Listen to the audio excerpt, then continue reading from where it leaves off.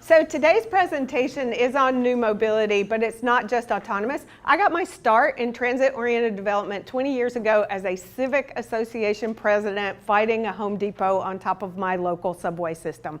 So our whole neighborhood got together and taught ourselves urban planning that several of us parlayed into professional jobs. So dreams do come true. So we're going to give a backgrounder. We're going to look at TOD, but also at something called mobility hubs, which is a term that's rising up. Any term that's rising up usually means that there will be grant dollars flowing from that hot new term. So I'm going to try and make sure everybody's up to date on those. And then opportunities in the region. A little bit about the work that I've done. That says more than anything else. I do have my own consulting firm. I work with Alta. I work with nonprofits. Some of the stuff we're working on are how do you insert language into resolutions at the local smallest level, because that's how it all gets started. I worked on a parking reduction strategy for a mixed-use developer from Toronto. We're inserting new mobility into pedestrian plans. And we're writing up a scope for a business improvement district outside of Atlanta that realized they need to get their 200 stakeholders together because they are now planning $500 million worth of infrastructure that they do not want to be out of date before it even gets out of the gate. So that's just a snapshot of how people are starting to think about this. First of all, what is new mobility? And I'm from the South and I talk fast. I do apologize, but I want to make sure that we get a lot of stuff in, and we'll have a chance later today for the Q&A. So if you want to jot down in your program notes and questions, that would be more than welcome.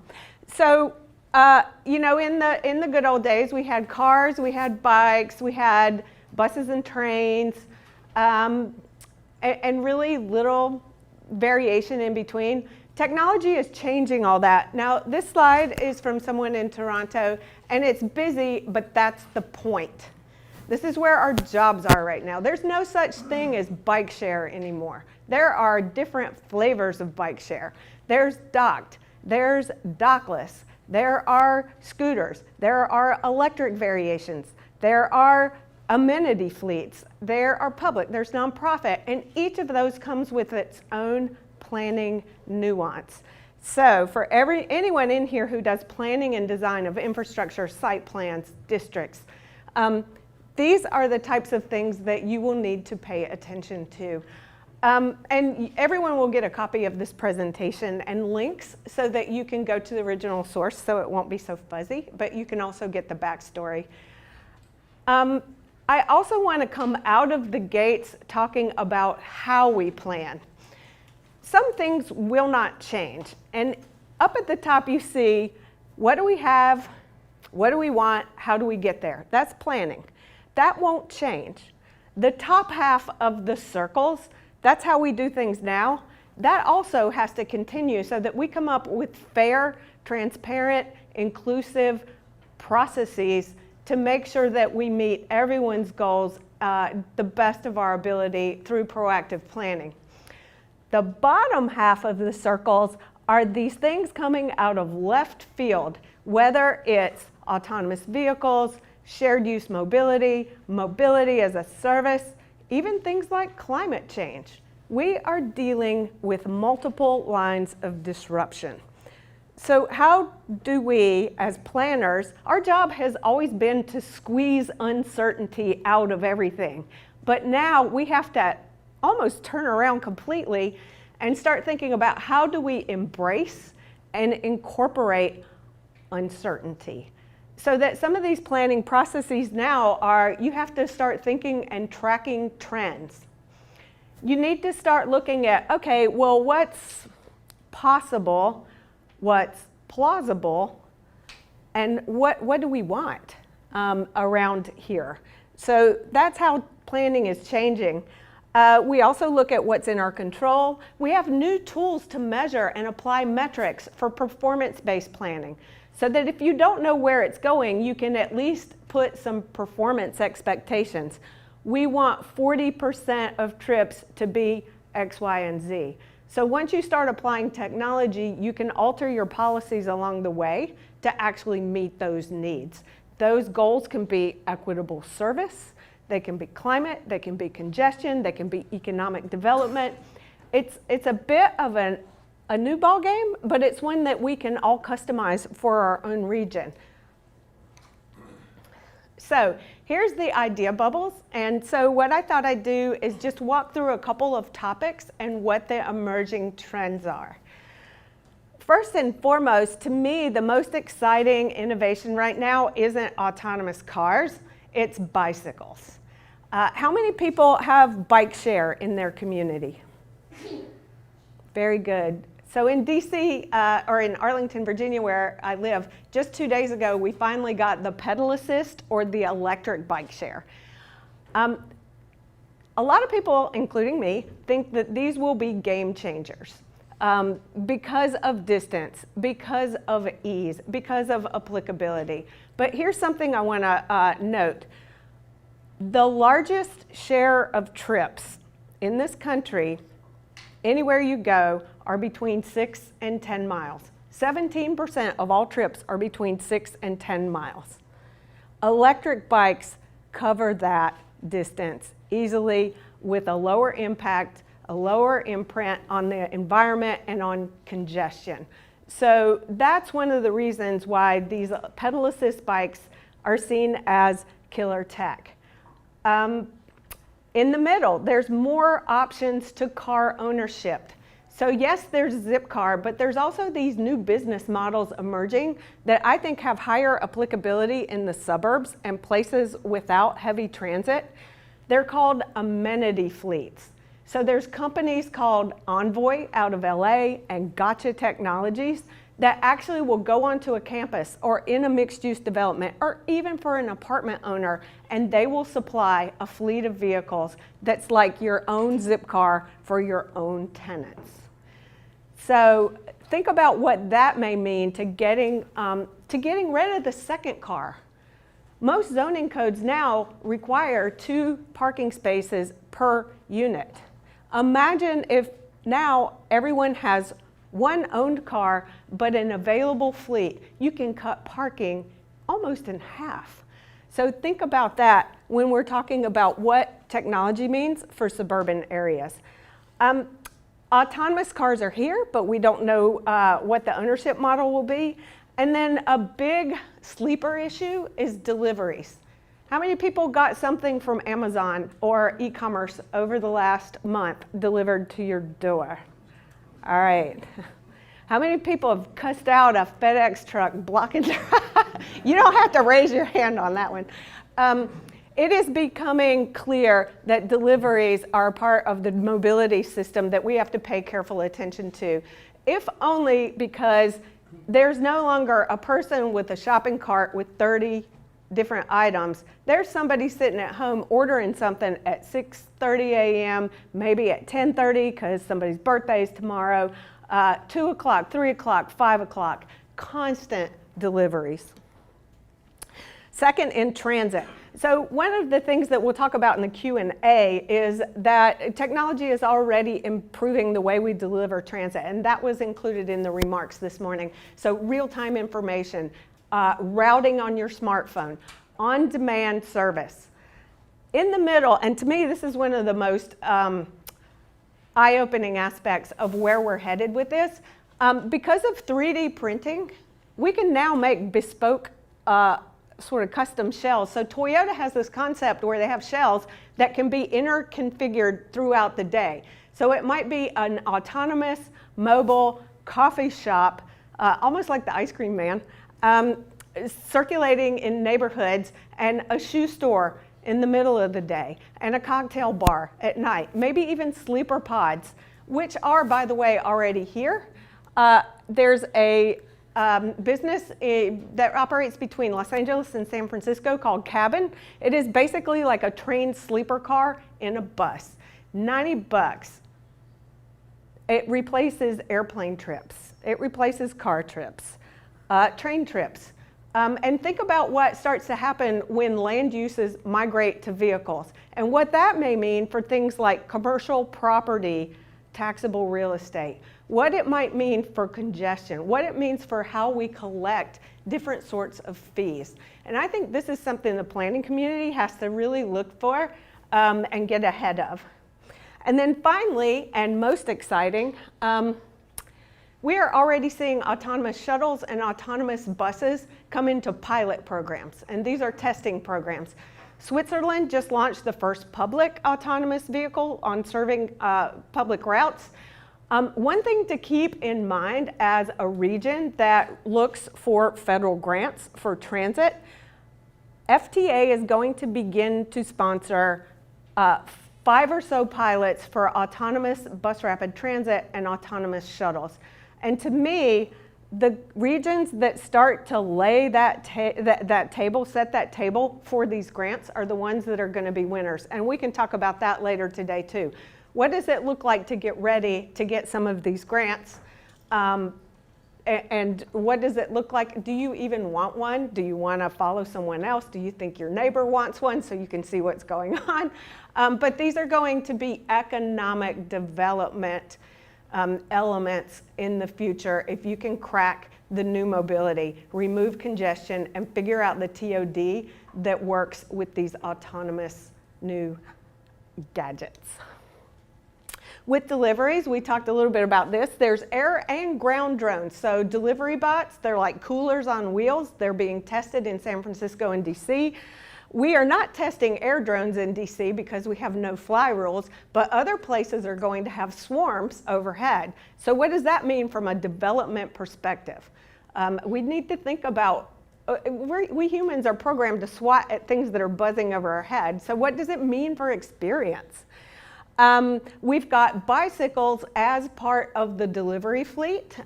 So talking about autonomous, Amazon actually sees autonomous vehicles, autonomous drones, and people on bicycles. And you know why they're so excited about bicycles? They can't get hacked. You can't have a hacker take 2 drones and crash into each other. But they see it as part of the redundancy. And they're also lower impact, and people want to have a human face. So that's part of the portfolio. But it also means that cities will need to begin to design for cargo bikes. Again, those planning nuances that are coming into play. Kroger is going to be delivering groceries. They announced that. This bubble right here, this third one over, I added that yesterday. That's how fast things are moving.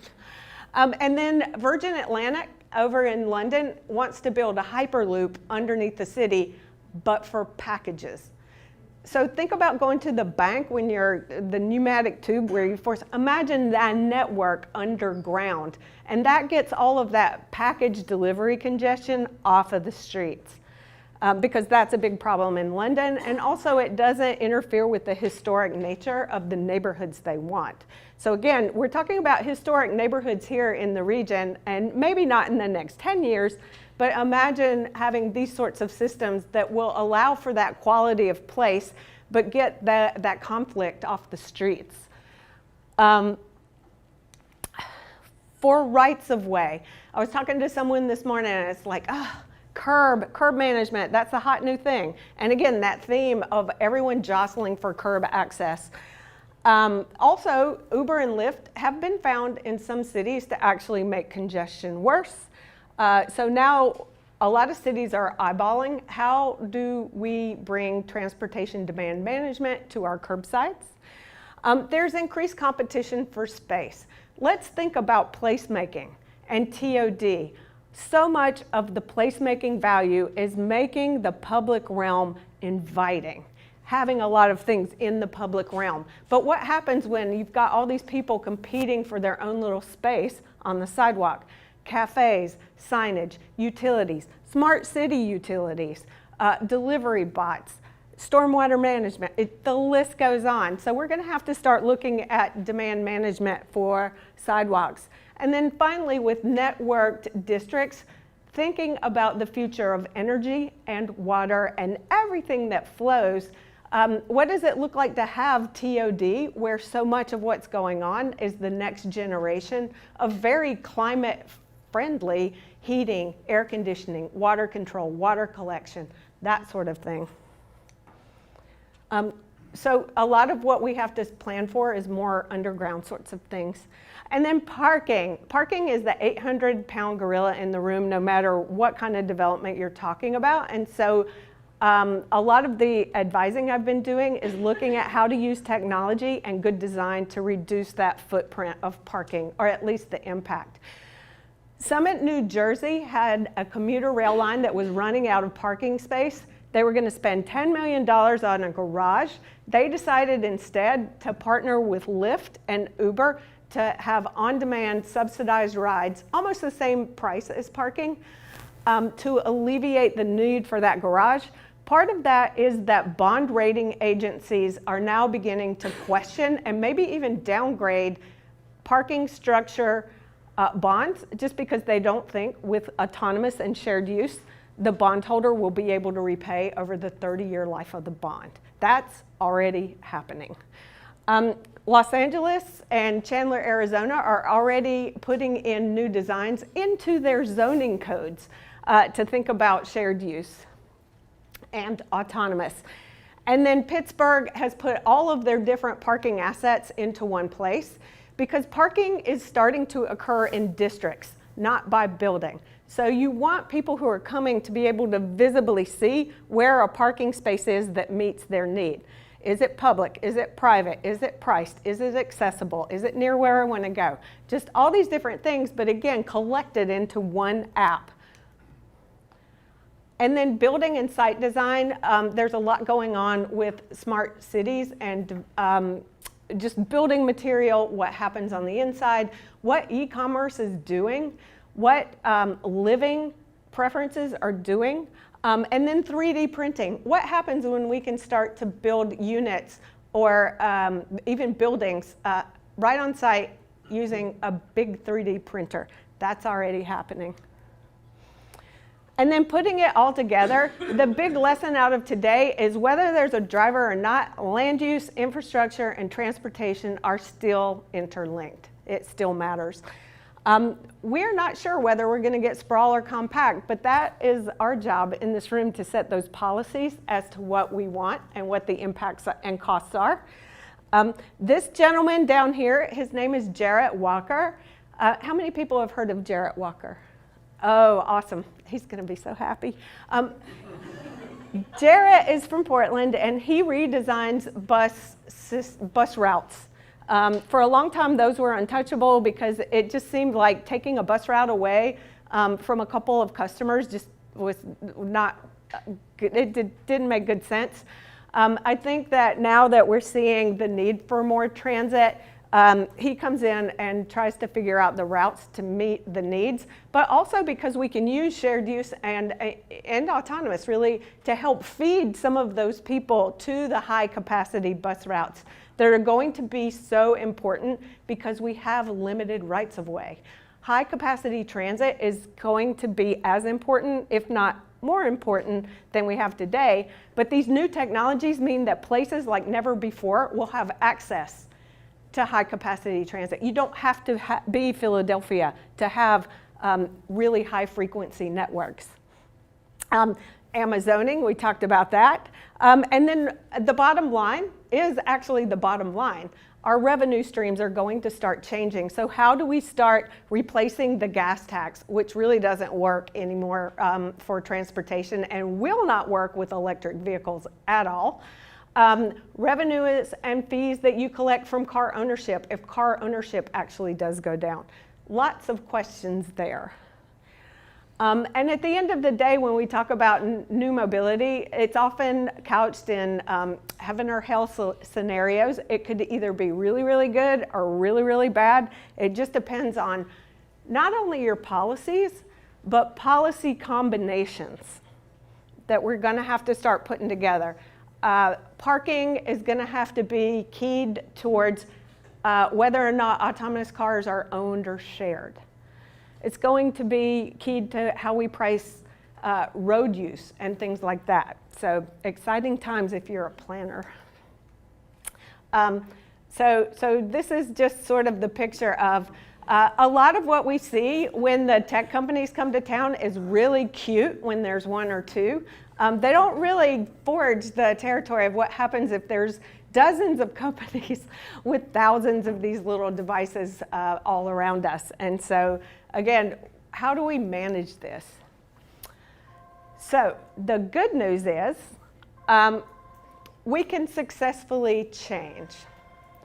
So, and here's how we like to not eat the elephant all at once, but how do we eat the elephant in small bites? I guess that's an Indian proverb. So what we like to say is that let's look at those heaven and hell scenarios. Like, how do we look at the things that are beneficial and work those to our advantage? How do we forecast the risks and wring those out at the beginning of the planning process? How do we pick best practices that serve multiple functions, just in case our forecasting doesn't quite pan out? What if autonomous cars just aren't workable at all? Well, if you do good placemaking, you also get the economic development, the climate and energy, the water, the equity. That, to me, is a good practice, is one that will work under any scenario. And then finally, we need to be adaptable. And this is an example of a plaza that meets all of the traditional things we think of plazas. But once you apply smart city technology, you can manage it better for water, for counting, for irrigation, and for maybe even energy collection and storage. So I'm going to take a break. Does anybody have any questions right now? I know I'm going fast. Yes, sir. So in the last generation of suburban sprawl, Right. the economics were very, very favorable building sprawl.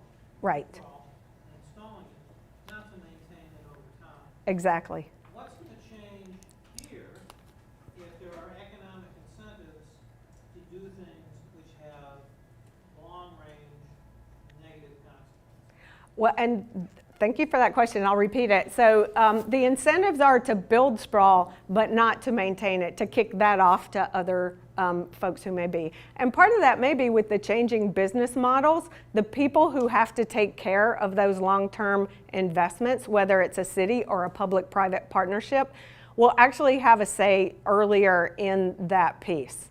The same thing goes with the bond rating agencies now beginning to understand that with technology, they're shining a sharper flashlight on not just what happens up front, but the long term. And they're downgrading things that cannot be maintained. I think the second thing is that, and Emeco and Smart Growth America have done fabulous work on actually what I call forensic looks at how we've mismanaged our infrastructure, and then also how do we do a better job in the future. So a lot of it is just pure management, but I think there may be even a technology aspect to this as well. There's a lot of entrepreneurs out there who are trying to figure out how do we replace old pavement that really just is not environmentally friendly with something that's more friendly. Self-healing asphalt, for example. So I think that there's actually sort of an adventurous bunch out there that's trying to figure out how to maintain infrastructure better with technology. It's not the end-all fix. It still includes good planning, priorities. But again, that maintenance part is starting to come into the funding formula up front. So thank you for that question. All right, so you're here today to learn about transit-oriented development and mobility hubs. And a lot of times people ask me, what's the difference between transit-oriented development and a mobility hub? First and foremost, TOD is placemaking around stations, usually for heavier transit, because that's where the investment has a better track record and a better financial return on investment. With hubs, what we're going to do, like that first graphic I showed that was really busy of all the modes, we're starting to aggregate those modes to form placemaking.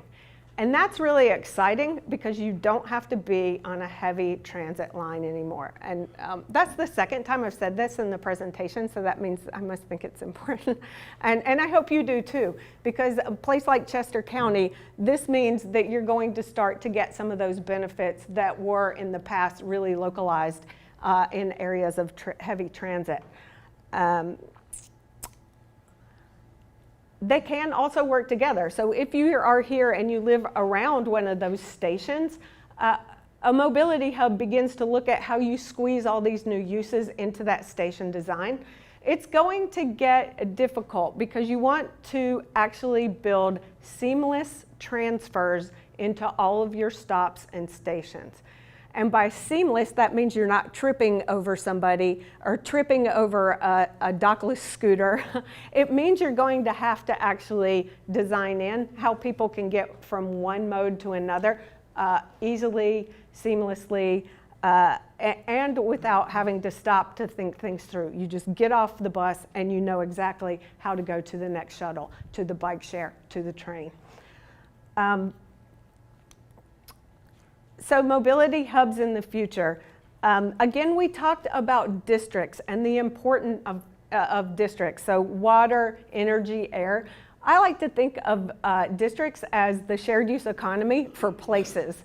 So how do we do a better job in TOD of linking all of these new types of smart city and new mobility options in a way that we haven't before?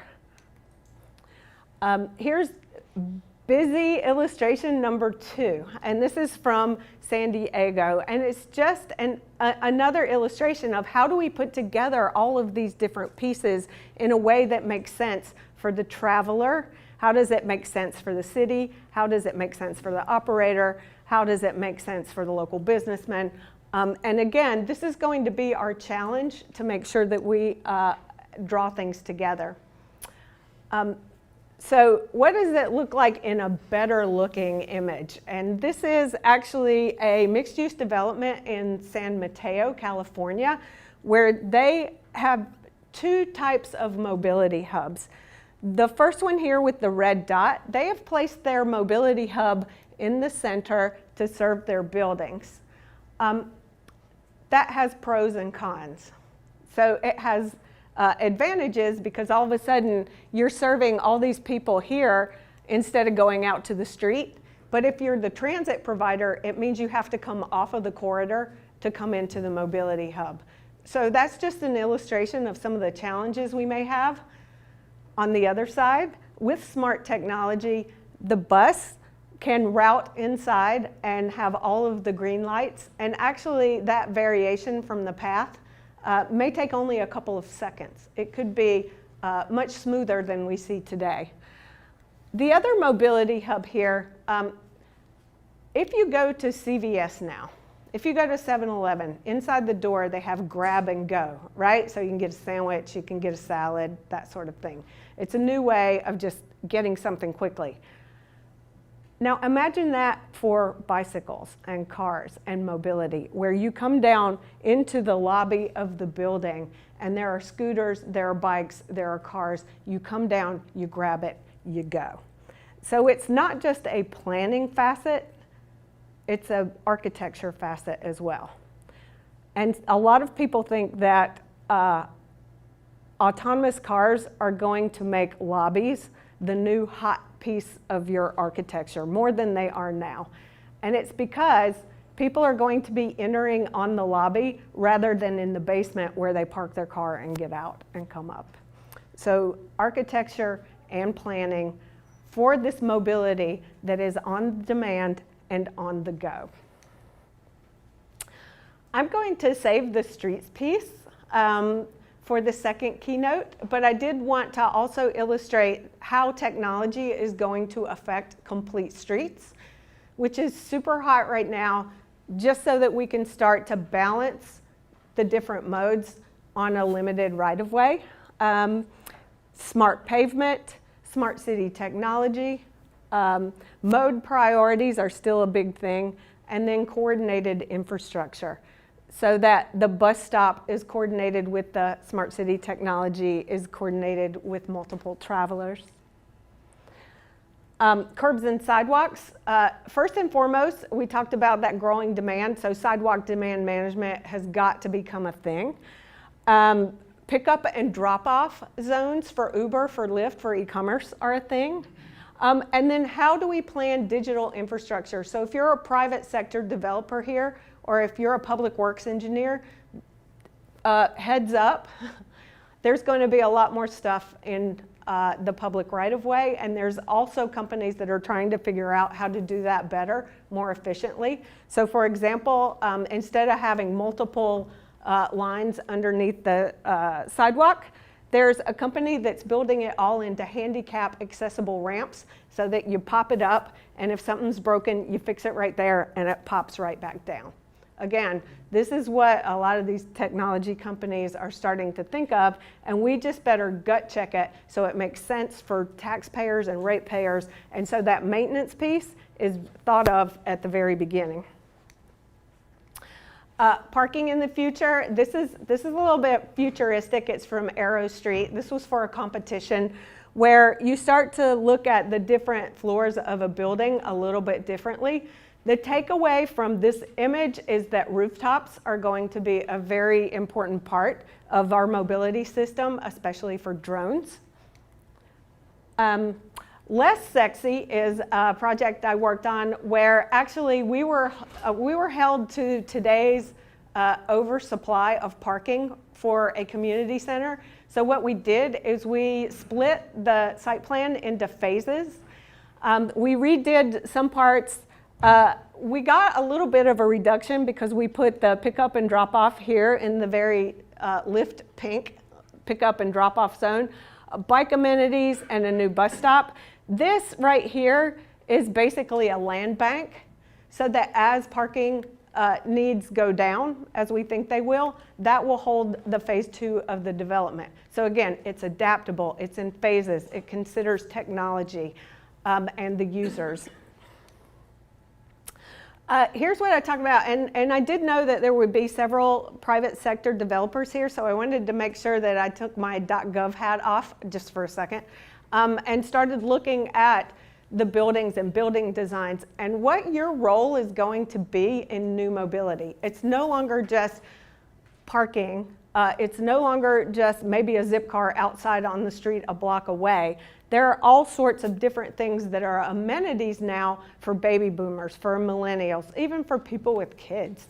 So that you start having vehicle charging, the amenity fleets, the bike rooms, the showers. Again, it's all travelers all the time. Let me go back here. So the delivery on the roof, there are developers now who are already starting to think about flying drones. That's a ways away, but people are already thinking about it. Just wanted to point that out. For apartment buildings and even office buildings, architects are starting to build in balconies for drone delivery with all of those package delivery. And the reason is you no longer have to have that gigantic package storage room and you cut out the middleman. The drone takes the package to the balcony of apartment 603. So just keep that in mind as well.